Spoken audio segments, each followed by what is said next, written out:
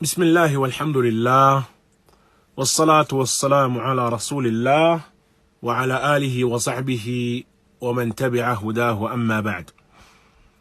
In today's session, after our completion of the sifat or the characteristics and our discussion of the characteristics of the letters that have an opposite, yani those sifat or those characteristics that are manifest within the letters and our articulation of the letters that have opposite characteristics. And we looked at them in the last few sessions. In today's session, we begin and hopefully will complete the sifat that have no ضد, the sifat that have no opposites. And as we mentioned, this area of the makharij and the sifat are and is a important introduction to the science and to the topic of Tajweed. Even if the only thing that we walk away with is a knowledge of the makharij and a knowledge of the sifat, of the huruf and the letters, then this is a great benefit and improvement in that which is related to the recitation of the Quran. Just the knowledge, ikhwan, of the makharij themselves and these sifat or these characteristics that should be present within these letters. So today's session, then, we're going to begin and we're going to look at the sifat that have no opposite. And as far as these sifat that have no opposite, ikhwan, then we're going to work with the ordering that is present within the writing of Al-Imam Al-Jazariyah, and he mentioned 7 characteristics.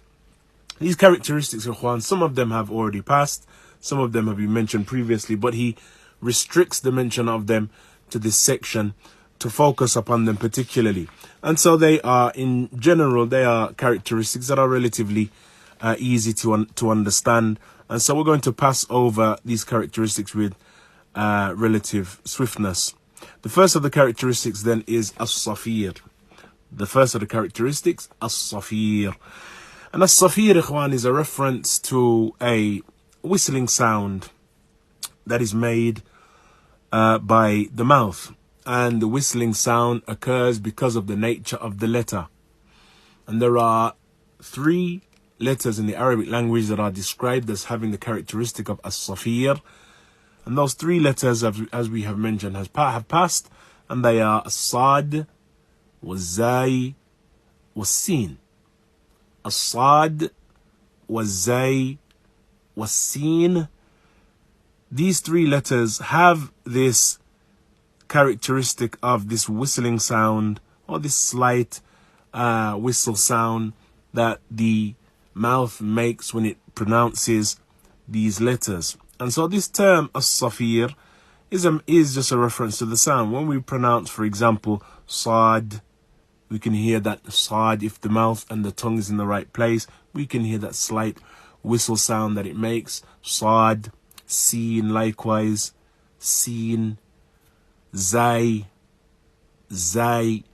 These 3 letters in particular have this characteristic, and so since it is from the characteristics of the letters, then they are mentioned here. And look how detailed, ikhwan, our scholars and our ulama have been in establishing not only how the letters relate to other letters when they occur in certain words and how they are to be recited, and how the Prophet ﷺ recited them, and then how that recitation was taken from the companions and then taken by their successors, the tabi'een, and then that continued until we had the varying well-known qurra and reciters of the Quran who conveyed the recitation of the Quran to the rest of the ummah.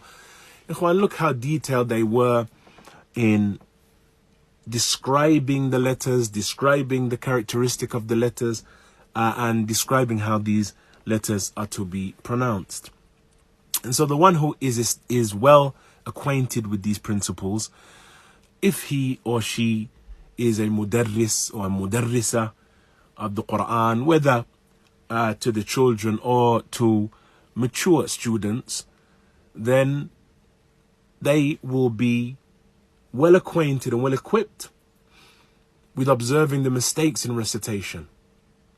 So they're going to be looking for hams, they're going to be looking for jahr, they're going to be looking for safir, they're going to be looking for shidda, they're going to be looking for these characteristics that we're looking at here. So these are major importance. Similarly, when you recite to an individual, if Allah Azza wa Jal blesses you to recite to someone who is mutqin and is well established in and well grounded in the knowledge of Tajweed, and likewise he himself has years of experience reciting the Quran, whether to those who are mutqin in qira'ah from the greater and more knowledgeable of the mashayikh and the scholars of recitation. When you recite to them, you will hear them making mention of certain phrases, certain statements that you or that he expects you to understand and know. Fakhim ar-ra, raqiq al-lam. There will be certain statements that he will mention, and you're expected, ikhwan, to be acquainted with them, particularly if you're going to recite to someone who is very well experienced and well known and a reputable qari. Then he's going to expect you to have some experience in reciting the Quran. And so the knowledge of these sifat, number one, is important for the teacher and important for the student. So this, the first of the characteristics then, or these 7 characteristics that have no opposite, the first of them is as-safir, and as we mentioned, it is the whistling sound made by these 3 letters, sad, zai, and sin. Hopefully, ikhwan, these durus will, from today onwards, will become easier. As you'll see, we'll move into Bab al-Tajweed, and inshallah the affair will become easier as we now progress. The second characteristic then is al-qalqala, and if it were not for the fact that this is the order that Imam al-Jazari, he mentions these characteristics, I would have delayed the discussion of al-qalqala to the end of this section. But we'll look at it here since it has been mentioned. Qalqala, ikhwan, is a reference to a movement that occurs within the tongue, well, within the mouth generally, but it is a movement that is between haraka and between sukoon. That is, it is not haraka, it is not fatha, kasra, dhamma, neither is it sukoon, where we have no movement upon the letter. It is a station between these two. The other thing that it is not, that you'll find in some books, is that it is to be recited resembling fatha, or resembling kasra, or resembling dhamma. This again is a mistake. Rather, it has its own sound, as we mentioned, that is between movement and sukoon.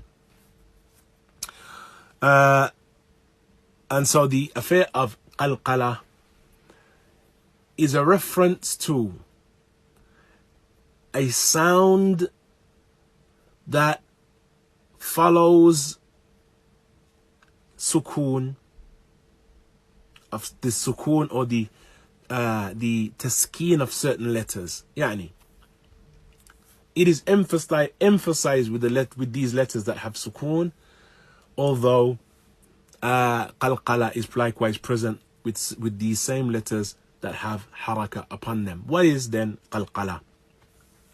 And what are the letters of qalqala? Qalqala, ayyuha al-ikhwa, as we mentioned, is this letter, is this movement that occurs within 5 letters from the huruf al-hija. The letters of qalqala occur in the word combination qutbu jaddin. Qutbu jaddin. That is qaf, ta, ba, jim, dal. Again, qaf, ta, ba, jim, dal. Naam, jim, dal. 5 letters. One of the reasons, ikhwan, is Ahl al-Ilm, they mention the reason that these letters have this qalqala is because of the fact that these are from those letters that when they have sukoon upon them, then it is as though the letter is silenced in completion. And so you hear no sound of the letter if you were to stop upon the sukoon. And so, for example, if you look at the 5 letters, and those 5 letters again are and occur in Qutbu Jadd. If you look at these 5 letters and place a sukoon without moving upon each and every one, or Hamza before it, put a sukoon on the letter itself. Ad. If you look at Aq, Qaf, for example, Aq, if you were to hold the letter upon the sukoon, restrict it to the sukoon, Aq, you would freeze with your tongue, the back of your tongue held in the position of Qaf. But you wouldn't actually hear the Qaf. You wouldn't actually hear the letter. Aq. Similarly with Dal. Ad. Likewise with Ta. At. Similarly with Jim. Ad. Because the letter is just past the place of the sukoon in actuality. And so, in order to simplify the recitation of these letters, particularly when they have sukoon upon them, and this is in terms of qalqala, the concentration is upon these letters when they have sukoon, then the place that the sukoon is ordinarily held is released slightly in order to make clear the articulation of the letter, and in order that we will know exactly what letter it is.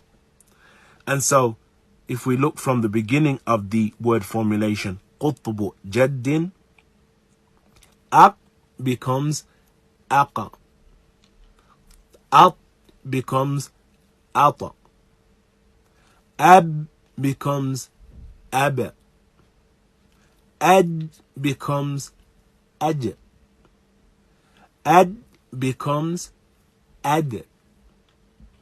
This slight extra sound, the sound that occurs after one holds the letter in its place of origin and in its makhraj, it is necessary in order to make clear the letter itself, that we may know and be familiar with that which is present after this sukoon from letter. And so this qalqala, ikhwan, is of and from the characteristics that have no opposite, since it only refers to these 5 letters and it is only recited within these 5 letters. And this qalqala, ayyuha al-ikhwa, is of 2 types. The scholars, they categorize qalqala into 2 types. The qalqala that is referred to as kubra, or the major qalqala, and the qalqala that is referred to as sughra, or the minor qalqala. The qalqala that is kubra is qalqala that occurs when one stops on the letter because of the fact that the letter is at the end of a word. And the heaviest form of this qalqala al-kubra is if the letter has shadda upon it. And so this qalqala al-kubra, if you like, is of 2 types. It has the letter, or we have the letter that you stop upon that has no shadda, and the letter that one stops upon that has shadda. Therefore, if you were to look mathalan at al-falaq, we hear the sound of the qalqala clearer because there is nothing following the qalqala. Al-falaq. مثلا محيط كسب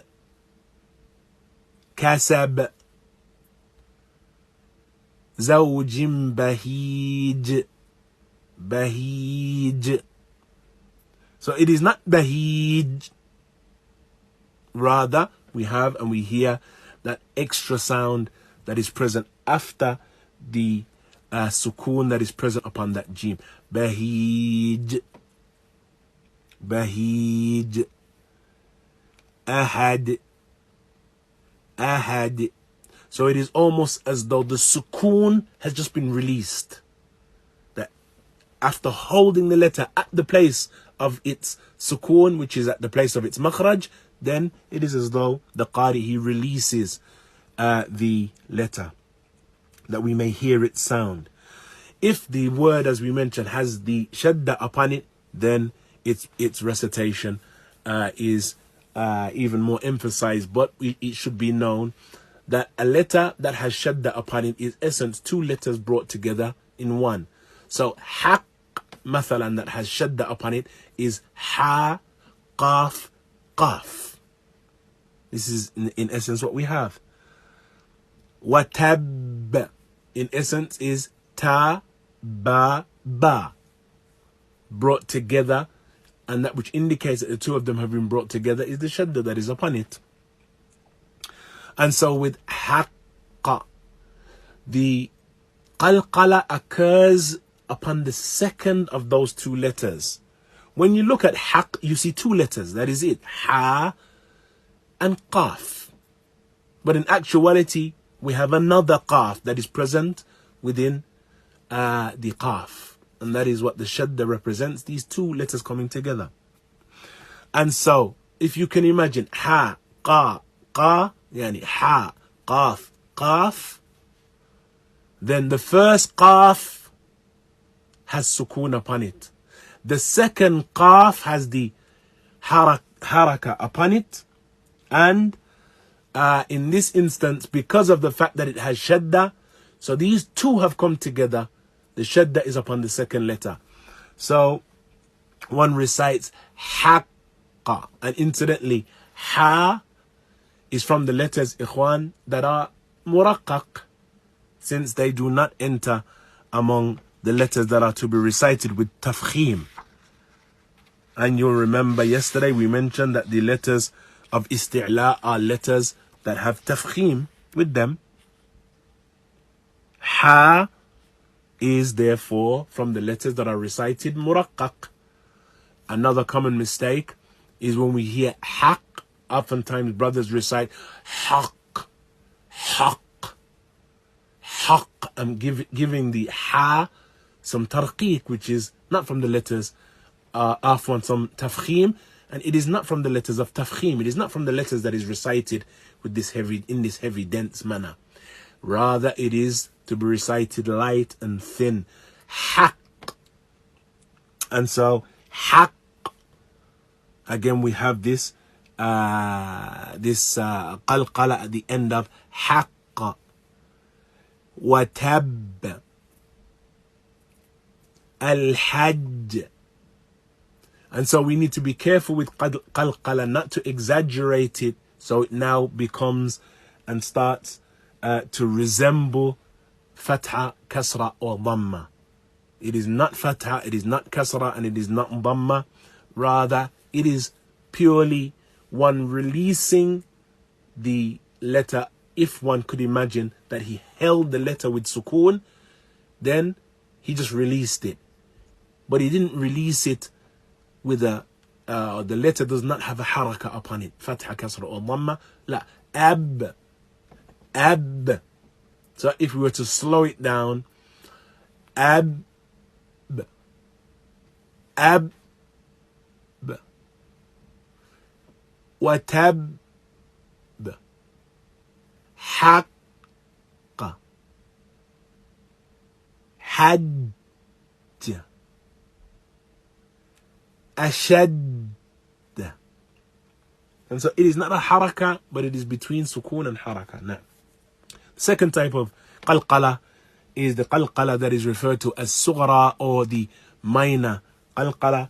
And that is the qalqala that occurs with the letters of qalqala that occur in the middle of a word. So if the letter of qalqala comes in the middle of a word and it has sukoon upon it, then it is recited with qalqala, but it is slightly lighter than the qalqala that is kubra, yani at the end of a word. And so يقضي مثلا يقضي الله يقضي بالحق يقضي, yani it has qalqala, but because of the fact that yani we have here recitation in progress, you're not going to stop here, and so there is no extra emphasis that is to be made upon the qalqala. Rather, يقلقل الحرف, he recites it with the qalqala, but he continues because he's still reciting.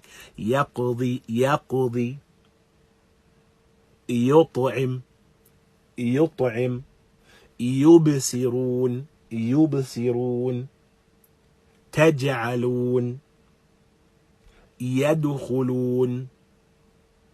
So we have, that is as it occurs in one word. Sometimes when we have two words that are together and we have the letter of qalqala at the end of the word, but we are not going to stop upon that word, then it resembles this letter being in one word by itself. Again, if we have two words that come together, one of them ends with one of the letters of qalqala, but we're not going to stop here. We're continuing. If we're continuing, then it is looked upon and it is recited as though that letter was in one word. لِيُنْفِقْ ذُو سَاعَةٍ مِّن سَاعَتِهِ. So we have to be careful about stopping completely. لِيُنْفِقْ ذُو سَاعَةٍ. لا. لِيُنْفِقْ ذُو سَاعَةٍ مِّن سَاعَتِهِ. He continues.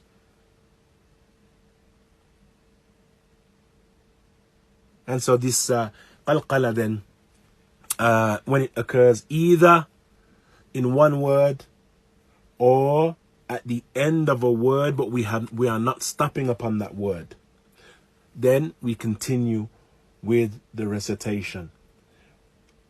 وَلَا تُشْطِطْ وَهْدِنَا وَلَا تُشْطِطْ وَهْدِنَا. The qalqala then, it is of these two types. It is important again to be familiar with the letters of qalqala, because as we said, many fall into error in relation to qalqala and give in actuality qalqala to letters that are not from the letters of qalqala. Here we only have 5 letters, qutbu jad, but we have qalqala being given to letters that are not from the letters of qalqala. A common mistake, and we're going to constantly, wherever we can, bring in these mistakes and these errors in the recitation of Fatiha, is placing qalqala upon the lam of Rabbil Alameen. Yani Alhamdulillah, we oftentimes hear Alhamdulillahi Rabbil Alameen, Bil Alameen. And so instead of holding the lam in its place, because it has this sukoon upon it, Rabbil Alameen, we have this extra haraka that is in actuality qalqala. And so Rabbil Alameen, Alhamdulillahi Rabbil Alameen, Rabbil Alameen, as opposed to Rabbil Alameen, Rabbil Alameen. Qalqala outside of its place then is something that is considered an ugly characteristic in relation to recitation. A point that should be made in relation to qalqala, ikhwan, is that qalqala, if we have the letters of qalqala being merged with another letter of qalqala, as occurred with al-haqq and those letters that are from the heavier types of qalqala, but we are not going to, it doesn't occur at the end of the word. It doesn't occur at the end of the word, and so we're not going to stop upon it. Then there is no qalqala that is to be recited if we have this idgham of 2 of the letters of qalqala. لقد حقت مثلا, لقد حقت كلمة العذاب مثلا. حقت, there is no qalqala. If we place qalqala upon the qaf here, لقد حقت, then it would be as though we're splitting these 2 letters, and thus qalqala, ikhwan, is not upon the letter that is merged with another letter of qalqala that we're not going to stop upon. Attala al-ghayb, attala al-ghayb, أم اتخذ عند الله عند الرحمن أهدا اطلع الغيب ربنا ربنا here with no قلقلة ربنا ثجاجا ثجاجا يردون إلى أشد العذاب يردون here all of these letters they are the same letter of qalqala merged with its like الطارق الطارق. So these letters when they come together then there is no qalqala. If they come together and we are not going to stop upon them, it's not the end of the word, then there is no qalqala in relation to them. So that is a brief note on qalqala, and to move on then, we have another one of the characteristics, and that is the sifa, the third sifa, which is sifatul leen. Sifatul leen is the characteristic that is connected to two letters.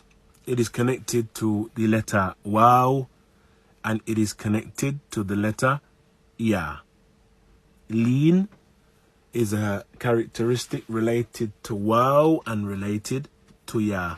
What is sifatul leen? Sifatul leen is merely and simply the sound that is produced when we have waw or ya, waw or ya, and the letter that is before it has a fatha upon it. So when we have a waw or a ya, and the letter that comes before it has a fatha upon it, and it is followed by waw or ya that has sukoon upon it, so the waw or the ya must have sukoon upon it. Again, the letter that is before the waw or the ya has fatha upon it. The waw and the ya itself that follows has sukoon upon it. Then the sound that is produced is known as a leen. This sound is known as a leen. For example, khawf. Khawf. Khawf is fatha upon the kha, followed by waw that has hamza upon it. If we look, ikhwan, at the Arabic language, when it comes to waw and ya, the waw and ya is either preceded by a letter that has, if we look, for example, at waw, waw is either preceded by a letter that has dhamma upon it. If waw is preceded by a letter that has dhamma upon it, and then it has sukoon upon it, the waw itself has sukoon upon it, then waw here is from and is considered from the letters of mad, from the letters of elongation. So if the letter before it has dhamma and the waw has a sukoon, then it is from the letters of elongation. If before the waw we have a fatha, a letter with a fatha, and the waw itself has sukoon, then it is considered leen, from the letters of leen. And there is no circumstance where we have a ya before a waw that has a kasra upon it. So there is no letter, sorry, let me rephrase that. There is no circumstance where we have a waw with a sukoon upon it that is preceded by a letter that has kasra. There is no any circumstance where we have a waw with sukoon upon it preceded by a letter with kasra. And this is an issue that returns back to the knowledge of sarf, and you'll see that there is some overlap in some of these issues with sarf, the science of morphology. But in sarf, in the knowledge of sarf, ikhwan, whenever we have a waw and the letter that is before it has kasra upon it, then we have what is known here as al-i'lal and qalb, and that is that this waw is exchanged and becomes ya. It is exchanged for a ya. And so if you look at the word, for example, mizan, mizan. Mizan in its origin is mizan. That is the origin of the word, mizan, because its 3-letter root is wazana.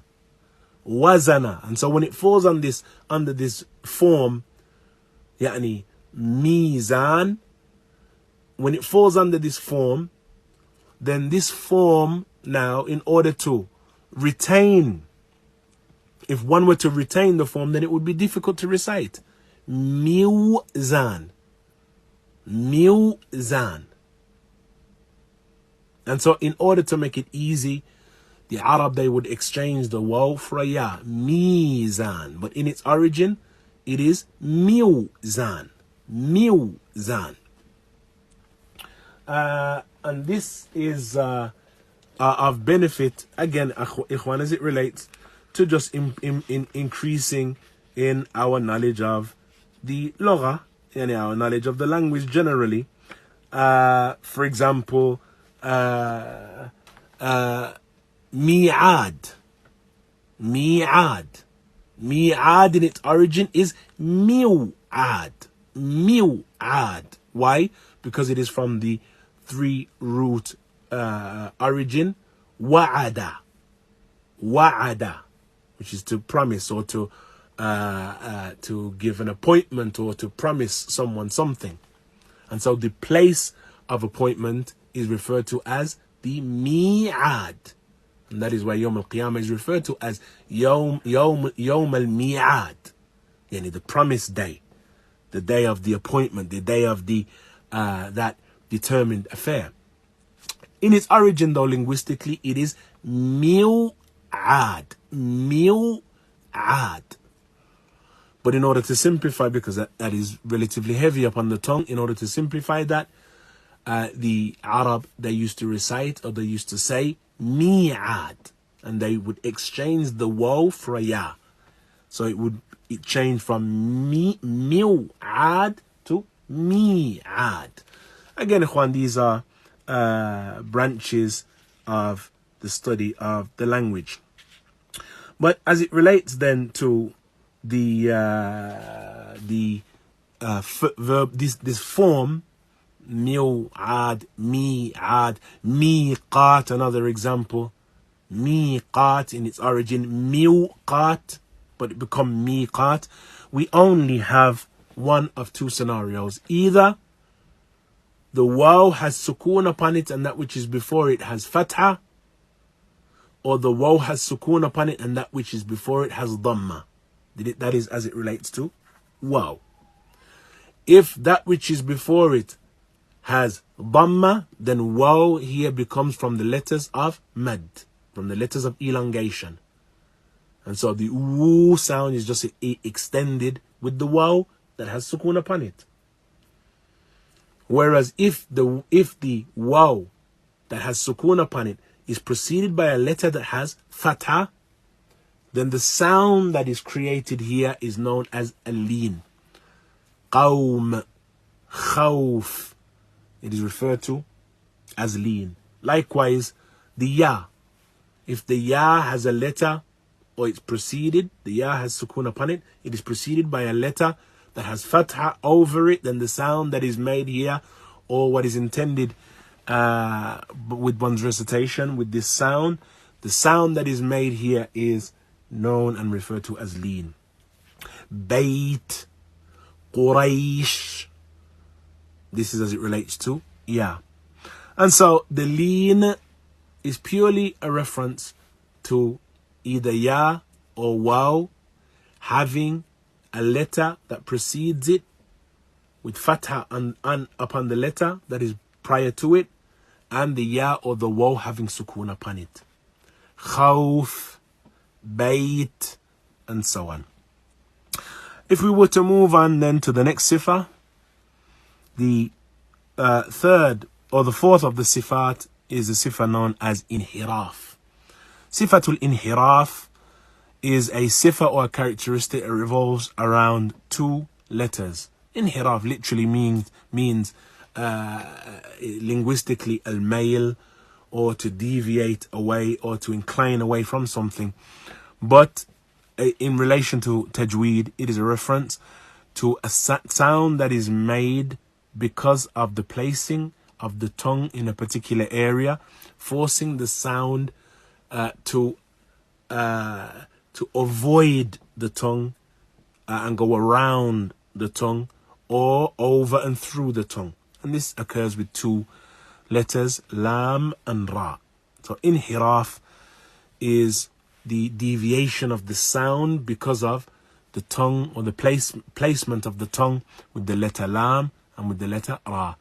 And that is to say, if you were to look, for example, at the utterance of lam, when you utter lam, then you bring the tongue up to the upper incisors, as we mentioned previously, that the tongue is raised to the gum, the gum that is adjacent to the upper incisors. When you say lam, wal, any letter, any pronouncement of lam, al, if you were to put sukoon upon it, al, and hold it in its place, the lam should be, or the tip of the tongue should be touching the upper palate. Al. But the sound does not stop. It doesn't wait for the tongue to drop from the upper palate and then exit. The sound continues. Al, with the tongue upon the upper palate. And so the sound then is forced around the tongue as it is being held in place. This movement of the sound around the tongue is referred to as inhiraf. And such is the case likewise with ra.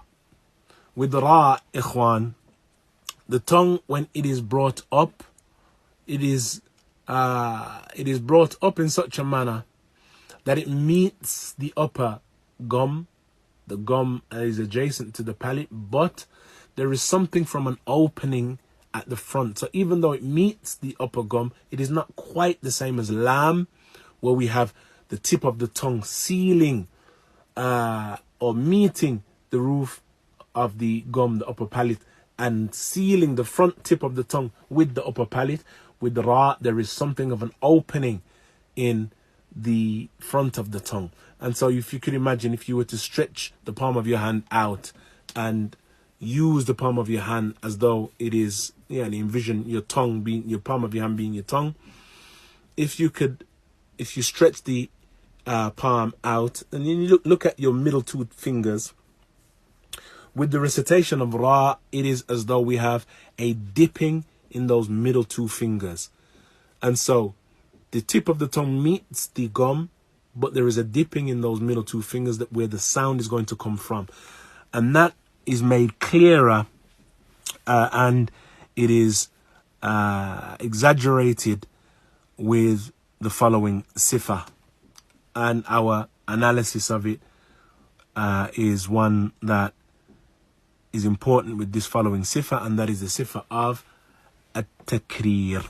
Sifa at-takrir, which is the fifth of the characteristics. Sifa at-takrir is a reference, ikhwan, to the repetition in movement of the tongue. The movement of the tongue, or the rapid movement of the tongue that occurs with the recitation of ra. And what is to be highlighted here is takrir is not a characteristic that is praiseworthy. Rather, this is a characteristic that has been mentioned to be avoided.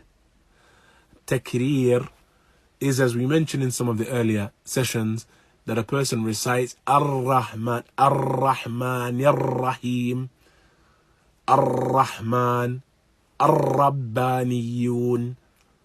This Ar is a characteristic that is to be avoided with the recitation of the Quran. When one recites Ra, there's going to be something of reverberation, something of a vibration of the tongue upon the letter, but it should occur when the tongue meets the upper palate. That initial meeting is going to be the only time when there should be something of vibration. Why? Because the sound should be emitted from the opening that one allows at the front of the tongue for the sound of the ra to leave. And so when one recites Mathalan Ar-Rahman Ar-Rahim, the tongue is brought up Ar-Rahman Ar-Rahim, and the sound of the ra, it exits through the opening at the front of the tongue, the opening that is present when the tongue rises and meets the gum. But there is an opening, as we said, if you were to imagine that the tongue was the palm of your hand, the middle two fingers is going to drop to make and to formulate an opening that the sound of the ra is going to leave from. So we shouldn't have this this reverberation and this vibration and repetition of the sound of the ra upon the tongue. Why that will occur if one makes the tongue like the tongue should be with the letter lam, which is that the tongue meets the roof and it is almost sealed to the roof without any opening at the front. When that occurs and we try to make the ra sound, we're going to have this vibration. Why? Because the whole of the tip of the tongue meets the upper gum with no opening, and so the sound is and has to force its way out, which is why we have this vibration. The sound is trying to force itself out while the tongue is trying to force itself to connect and remain connected with the roof of the mouth. And thus we have this because the tongue is forcing its way up, the sound is forcing its way out.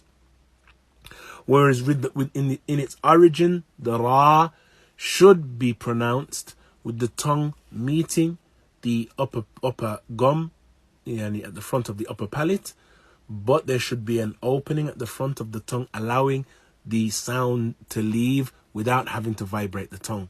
So we have this Ar-Rahman Ar-Rahim Wal-Rabbaniyun. We shouldn't have this vibration at the tip of the tongue. Likewise, another one of the characteristics, ikhwan, is at-tafashi. And at-tafashi is purely a reference to the sound that is made by one letter, and that is a sheen. The letter sheen has this characteristic of a tafashi, which is the sound that sheen makes, that sh sound. This sh sound is referred to as a tafashi, and it is the sound that is made when one passes the breath or the air over the tongue when it is in the place or the makhraj of sheen. The tongue, as we've mentioned, ikhwan, it shouldn't, with the recitation of sheen, the tip of the tongue shouldn't rise, but there is something from the middle of the tongue that will rise upon the recitation of sheen. And so when that central part of the tongue rises to meet or to come into close proximity with the upper palate, and then the air is forced over that region, we have this sound which is referred to as tafashi. And so this sound tafashi is purely a description, or the sifa tafashi is a description of the sound that is made, just as safir, which was the first characteristic that we looked at in today's session. Safir is the sound that is made by sin, sad, and zay. And so it is the description of the sound itself. As far as the last of the characteristics, which is the seventh characteristic, which is al-istitala, then al-istitala is a reference to the sound or the extension of the sound from the beginning of the makhraj, this particular makhraj, to the end of the makhraj. And that is a characteristic that refers to one letter, and that is sifa, the sifa that is present within the sound or within the letter dad.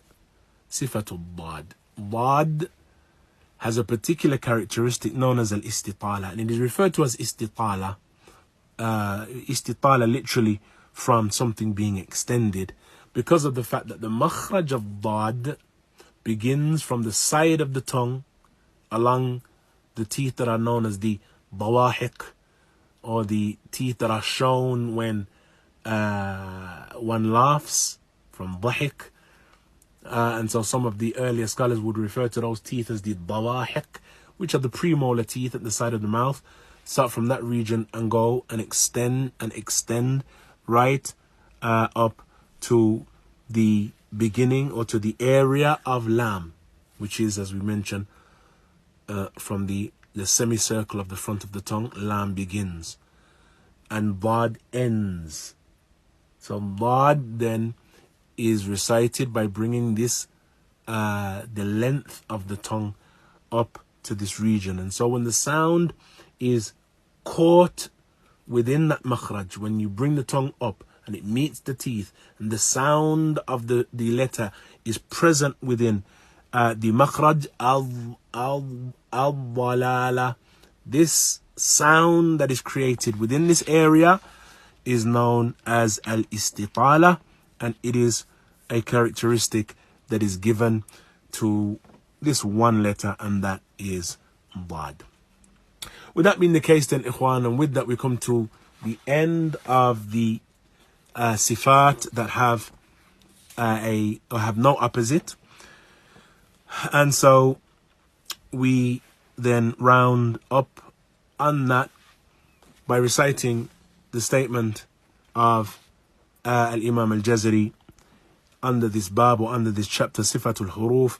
And hopefully, ikhwan, because if we were to take the lines of Imam Al-Jazari and to break them down piecemeal, it would possibly have been more difficult than the manner that we have used now, that we explain the affair first and then we recite the lines.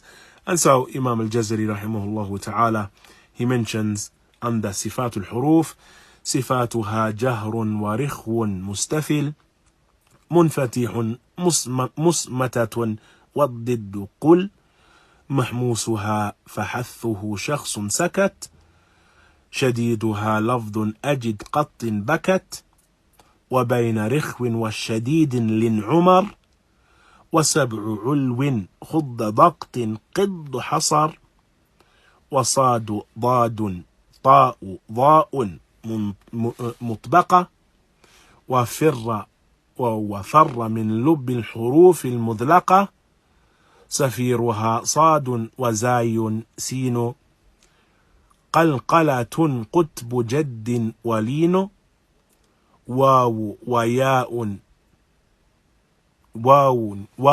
وياء سكنا وانفتحا قبلهما والانحراف الصححا في اللام والراء وبالتكرير جعل وللتفشي الشين صادا مستطل.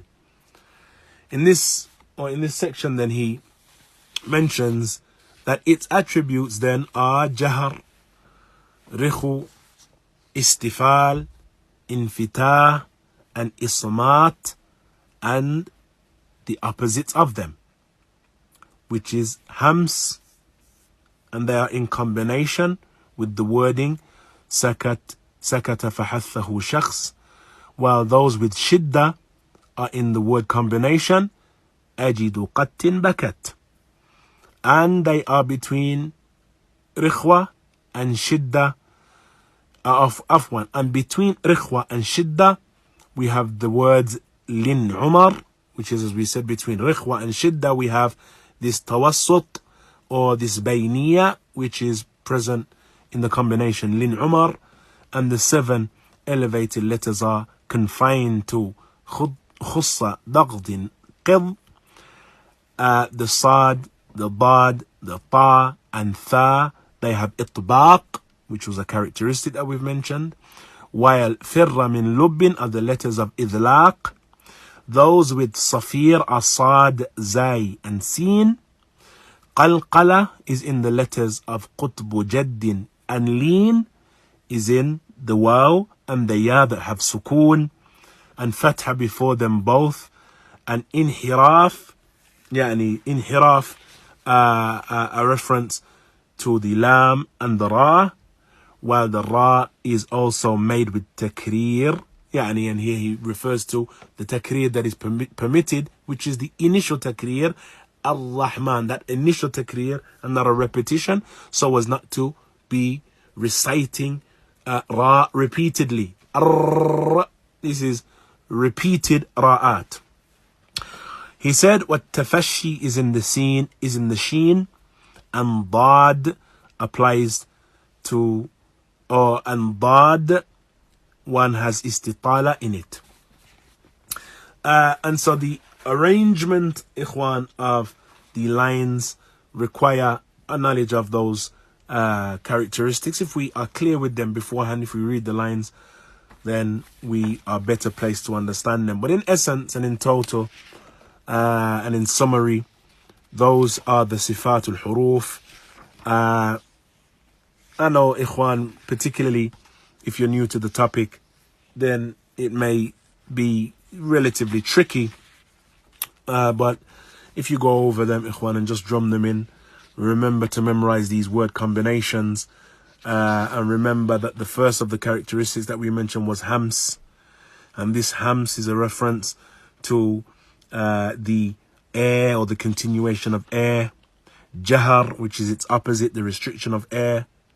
Shidda and tawassut. Shidda is that which is related to a restriction of the sound. That we have a restriction of sound. Tawassut is between shidda and rikhwa. Rikhwa being that the sound itself is continuous, or it continues and extends.